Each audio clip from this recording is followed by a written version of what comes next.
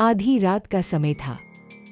सारा 20 साल की एक कॉलेज गर्ल अपने हॉस्टल रूम में तैयार हो रही थी। उसकी बेस्ट फ्रेंड का बर्थडे पार्टी था और वो अपने ड्रेसिंग टेबल के सामने बैठकर मेकअप कर रही थी। कमरा बिल्कुल शांत था, सिर्फ एक पुराना पंखा धीमे धीमे घूम रहा था। रोशनी हल्की थी और सारा ध्यान से अपनी लिपस्टिक निकाल रही थी। लेकिन उस रात शीशा बिल्कुल सामान्य नहीं था।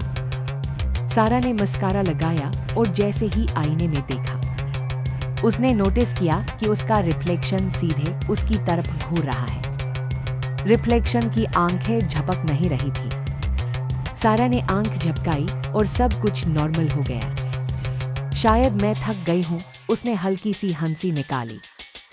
लेकिन दिल में एक अजीब डर बैठ गया। कुछ देर बाद सारा ने लिपस्टिक उठाई, लेकिन आईने में उसका रिफ्लेक्शन पहले से ही मुस्कुरा रहा था। सारा सन्न रह गई। मैं तो मुस्कुरा भी नहीं रही। उसने शीशे को छुआ, वो बर्फ जैसा ठंडा था।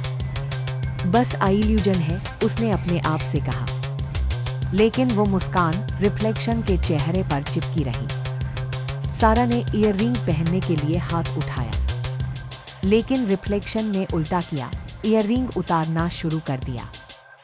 सारा का हाथ वहीं रुक गया। ये क्या हो रहा है?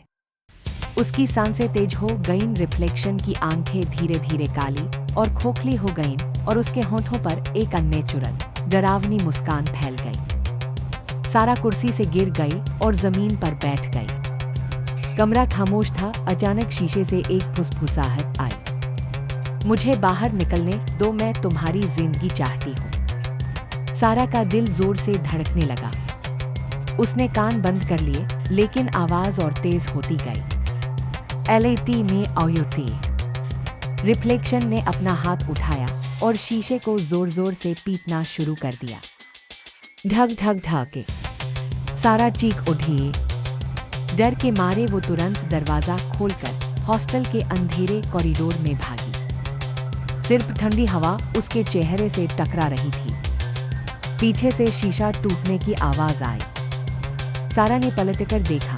उसका रिफ्लेक्शन अब शीशे से बाहर आ चुका था और धीरे धीरे उसकी ओर बढ़ रहा था। रिफ्लेक्शन बिल्कुल सारा की कॉपी था, वही चेहरा, वही ड्रेस। बस फर्क था उसकी पीली त्वचा और काली खोखली आंखों का। वो सारा के सामने आ गया और बोला, अब तुम शीशे के अंदर रहोगी और मैं तुम्हारी जिंदगी जीऊंगा। सारा चीखना चाहती थी, लेकिन उसकी आवाज बंद हो गई। रिफ्लेक्शन ने उसका हाथ पकड़ा और उसे जोर से शीशे के अंदर खींच लिया। सुबह हॉस्टल की लड़कियां सारा को बुलाने आईं। कमरा अंदर से लॉक था। जब दरवाजा तोड़ा गया, सारा ड्रेसिंग टेबल के सामने बैठी थी। उसके चेहरे पर एक अजीब सी मुस्कान थी, बिल्कुल शांत।